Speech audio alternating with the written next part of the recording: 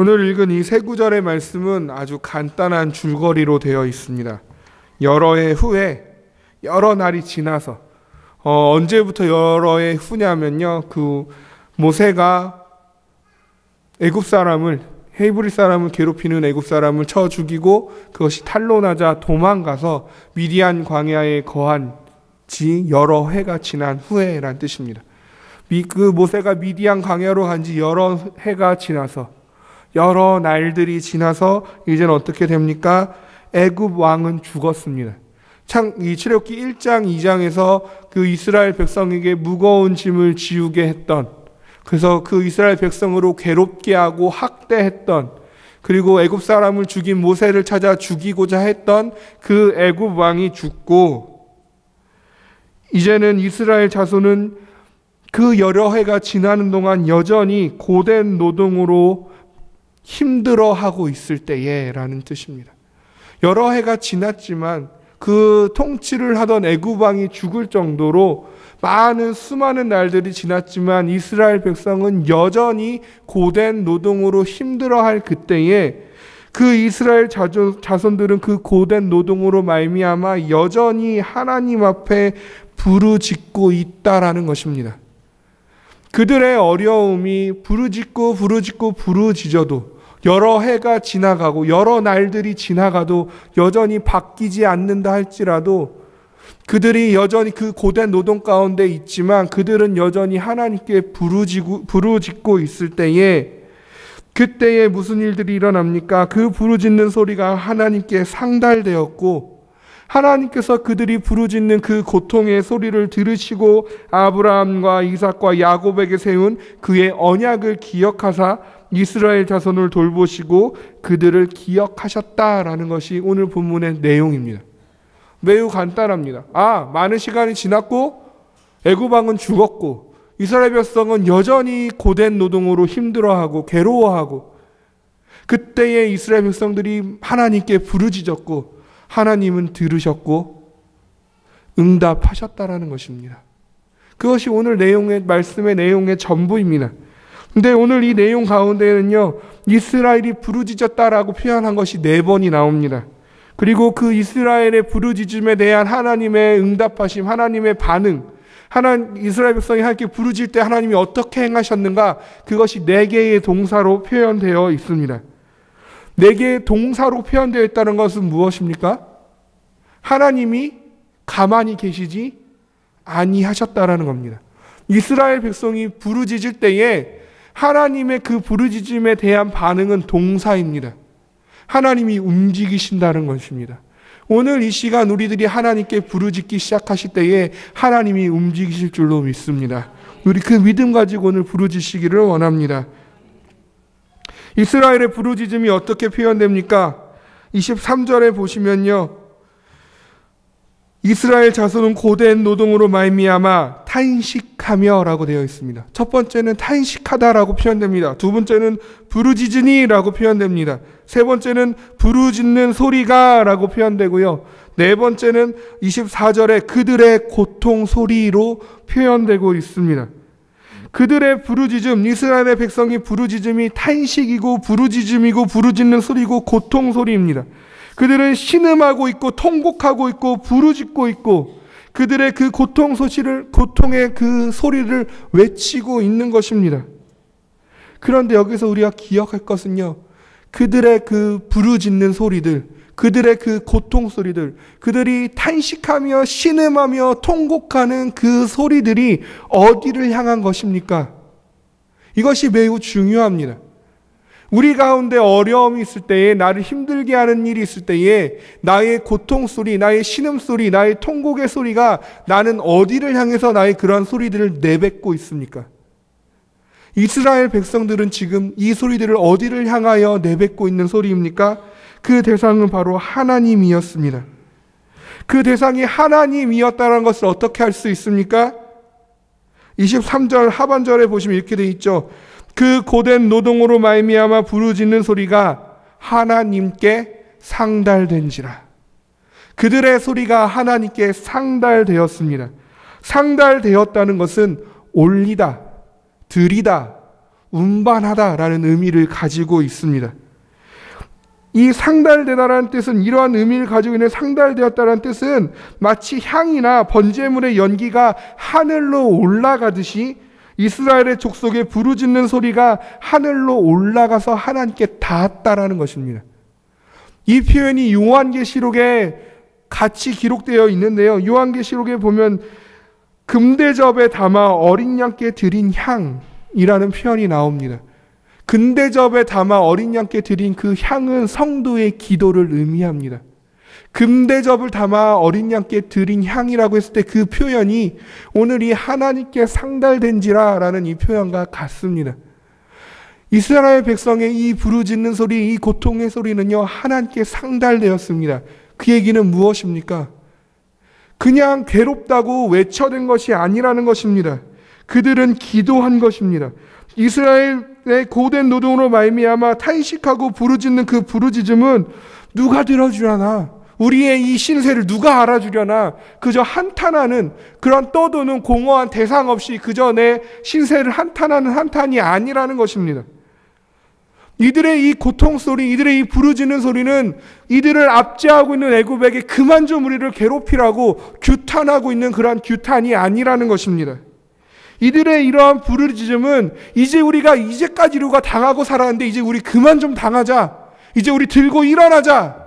우리가 뭔가 상황을 바꾸어 보자라고 자기들끼리 뭔가를 일으키려는 몸부림도 아니었다라는 것입니다. 이들의 부르짖는 소리는요, 하나님께 향한 그들의 기도였습니다. 이들의 그 고통 소리는요, 하나님께 올려드리는 하나님을 향한 기도였습니다. 우리의 모습이 이와 같기를 원합니다. 나에게 부르짖음이 필요할 때에 신세 한탄도 아니고 어떠한 규탄이나 비판이나 누군가를 공격하는 것도 아니라 하나님을 향한 부르짖음이 되기를 원합니다. 다른 곳에서 나의 그 감정의 문제들, 나의 상황의 문제들을 해결하지 아니하기를 원합니다. 누가 이것 좀 알아봤으면 좋겠다라고 그냥 한탄하는 기도가 되지 아니하기를 원합니다. 그냥 내 마음에 쌓였던 그 누구에게도 말하지 못하였던 나의 마음속에 있는 생각들을 그냥 주저리 읊어대면서 그냥 감정의 정화만을 느끼는 그러한 기도가 되지 아니하기를 원합니다. 하나님께 상달되는, 하나님의 해결하심을 바라는, 하나님의 인도하심을 구하는 그러한 간절의 기도가 되기를 주님의 이름으로 원합니다. 다른 곳에서 그러한 문제를 가져가지 말고 다른 누군가에게 떠맡기지 아니하며 우리가 하나님께 부르짖을 때 우리의 기도는 대상 없이 공허하게 외치는 한탄도 아니요, 나를 고통스럽게 하는 대상을 향한 일갈도 아닌 하나님이 받으실 기도의 향기가 될 줄로 믿습니다. 우리가 그렇게 부르짖으면 하나님 어떻게 행하신다고요? 움직이신다고요. 가만히 계시지 아니하시는 하나님입니다. 그것이 오늘 본문의 4개의 동사로 표현되고 있습니다. 하나님께 상달된지라 라고 표현하고 있습니다. 그 하나님께 상달된 기도에 대하여 하나님이 어떻게 움직이십니까? 24절입니다. 하나님이 그들의 고통 소리를 들으시고, 첫 번째 어떻게 행하십니까? 들으십니다. 하나님은 우리의 기도를 들으시는 하나님입니다. 두 번째로 어떻게 하십니까? 하나님이 아브라함과 이삭과 야곱에게 세운 그의 언약을 기억하사, 하나님이 기억하십니다. 그리고 어떻게 하십니까? 하나님이 이스라엘 자손을 돌보셨고, 어떻게 하신다고요?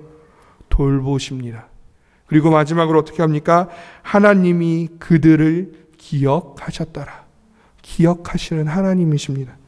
하나님께 상달된 그 기도는 하나님이 들으시고 기억하사 돌보시고 우리를 기억하게 되실 줄로 믿습니다. 먼저 첫 번째 들으십니다. 24절에 하나님이 그들의 고통 소리를 들으십니다. 여기서 들으시다라는 표현은 바꾸어 표현할 수 있다면 경청하다라고 바꾸어 표현할 수 있습니다. 그리고 여기에 의미를 더욱더 부여한다면 듣고 답하다라고 이야기할 수 있습니다. 경청하다라는 것은 무엇입니까? 그냥 흘려 듣는 것과 다른 것입니다. 경청한다는 건 무엇입니까? 하나하나 귀에 담아서 귀 기울여 듣는 것입니다. 주의 깊게 듣는 것입니다. 그리고 그 하나님 어떻게 하십니까? 그냥 들으실 뿐만 아니라 어디까지 행하신다고요? 답하신다고요. 여기서 하나님이 들으시고라는 것은 이런 겁니다. 그 하나님께 상달된 기도를 하나님이 경청하십니다. 주의 깊게 들으십니다. 그리고 답하시고자 하십니다. 하나님은 듣고 답하시는 하나님이십니다. 하나님의 그 응답하심은 어디에서부터 기인하는 것입니까? 하나님이 내가 그 기도를 들었다, 그리고 내가 답하겠다 하실 때에 하나님 무엇을 기억하시기 시작하십니까?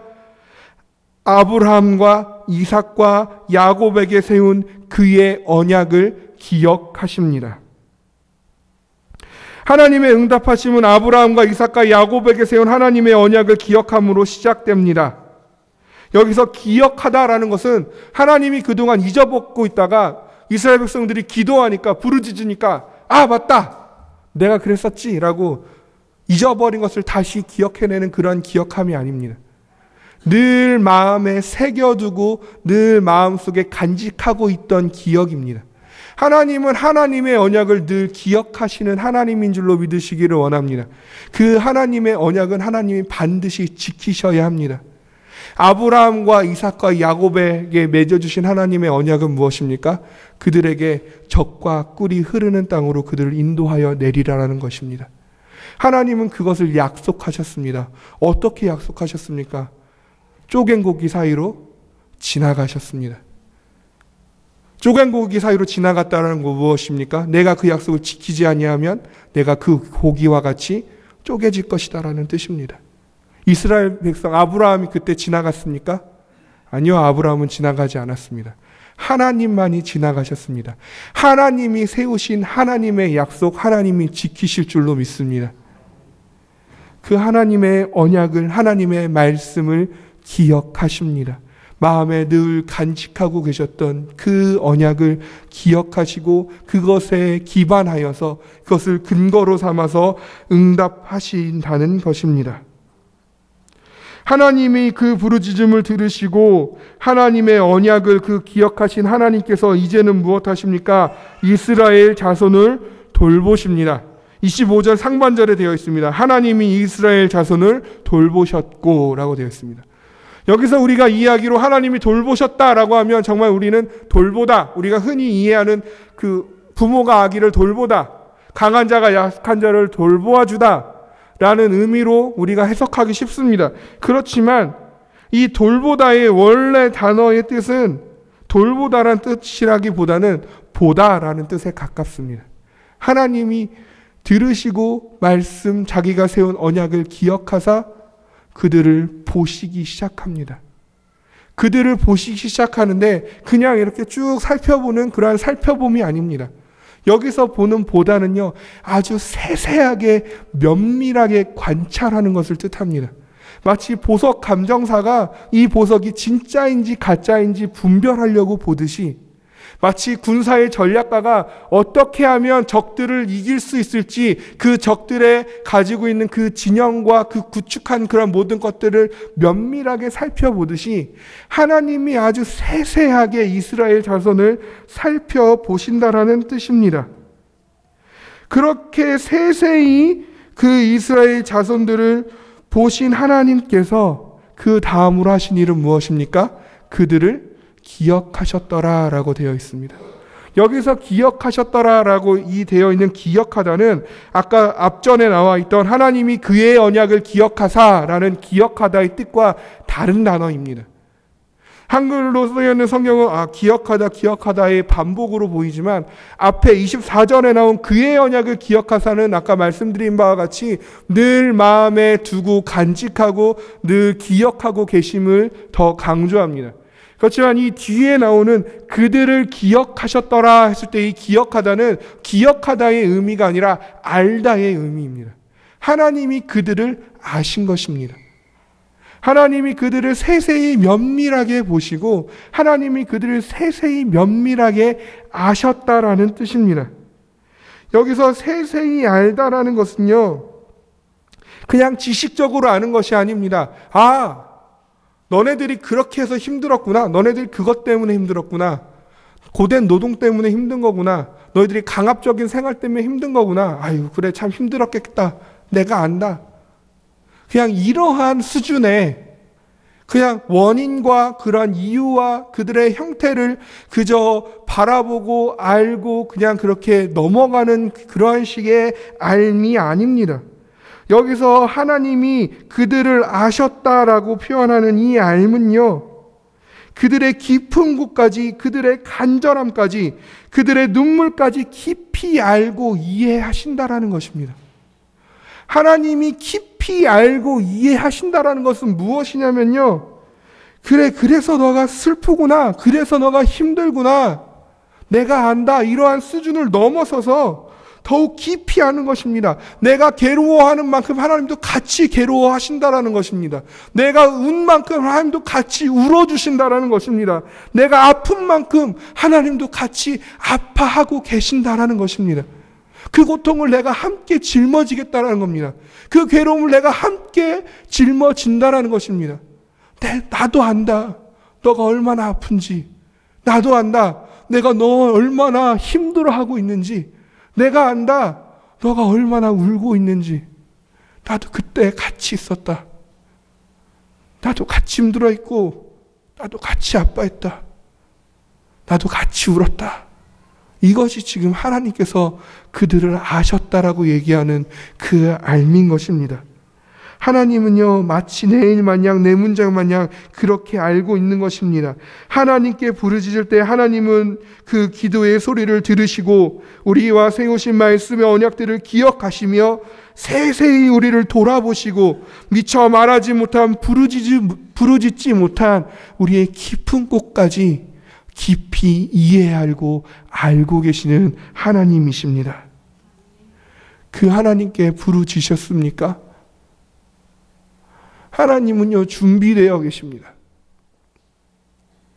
오늘 이 말씀 가운데 우리가 많은 것들을 봅니다. 아, 부르짖어야 하는 거구나. 부르짖을 때 그것이 함께 상달되는구나. 하나님께 상달 때 하나님이 들으시고 하나님이 기억하시고 돌아보시고 알아주시는구나. 그런데 그보다 더 중요한 건 무엇입니까? 하나님은 항상 준비되어 계시다는 것입니다. 우리가 부르짖기를 기다리고 계신다는 것입니다. 하나님은 언제나 들으실 준비가 되어 계십니다. 하나님은 언제나 그의 말씀을 기억하사 우리를 세세히 보기를 원하십니다. 하나님은 이미 우리를 깊이 알고 이해하시는 하나님이십니다. 그 하나님이 기다리고 계십니다. 무엇을요? 우리가 부르짖기를요. 우리의 부르짖음이 다른 곳을 향하지 않고 하나님을 향하기를 하나님은 지금도 기다리고 계십니다. 오늘 그 기다리신 하나님께 부르짖으시기를 원합니다. 여러분의 깊은 곳까지 알고 계신 하나님께 숨김없이 다 고백하시기를 원합니다. 이미 알고 계신 하나님, 무엇이 부끄럽습니까? 이미 나를 깊이 알고 계신 하나님, 무엇을 숨기고자 하십니까? 하나님 기다리고 계십니다. 들으실 준비가 되신 하나님, 답하실 준비가 있는 하나님, 그 능력이 많으신 하나님, 그 하나님께서 기다리십니다. 부르짖으십시오. 그리고 기대하십시오. 들으시고 기억하시며 돌아보시고 깊은 곳까지 아시는 하나님께서 그저 듣고 기억하고 보고 안 것으로 끝나지 아니하시고 응답하실 것을 기대하시기를 원합니다. 그것을 소망함으로 바라보시기를 원합니다. 이스라엘의 이 2장 23절에서 25절의 이 부르짖음을 듣고 기억하고 돌아보고 아신 하나님께서 어떻게 이 일들을 진행시켜 나가십니까? 3장에 가면요, 이제 모세를 부르시기 시작합니다. 모세에게 능력을 주시기 시작합니다. 모세를 바로에게 보내기 시작합니다. 그리고 10가지 재앙이 일어나고요. 어떻게 됩니까? 그들이 출애굽하여 하나님이 그들에게 주리라 약속하신 땅으로 향하기 시작합니다. 하나님의 움직이심은 그저 이 자리에서 듣고 보고 아는 것으로 끝나지 아니함을 믿으시기를 원합니다. 하나님의 움직이심은 우리를 그 가운데서 건져내어 주시는 움직임을 믿으시기를 원합니다. 그 구원의 하나님을 의지하며 부르짖으며 그 구원의 하나님께서, 그 능력 많으신 하나님께서 우리에게 어떻게 응답하실지 소망하며 기대하며 바라봄으로 오늘 우리의 부르짖음을 기다리시는 하나님께 마땅히 진심을 다하여서, 마음을 다하여서, 온 힘을 다하여서 부르짖는 주님의 거룩한 백성들이여 하나님께 사랑받는 주의 자녀들 되기를 주님의 이름으로 축복합니다. 우리 같이 기도하겠습니다.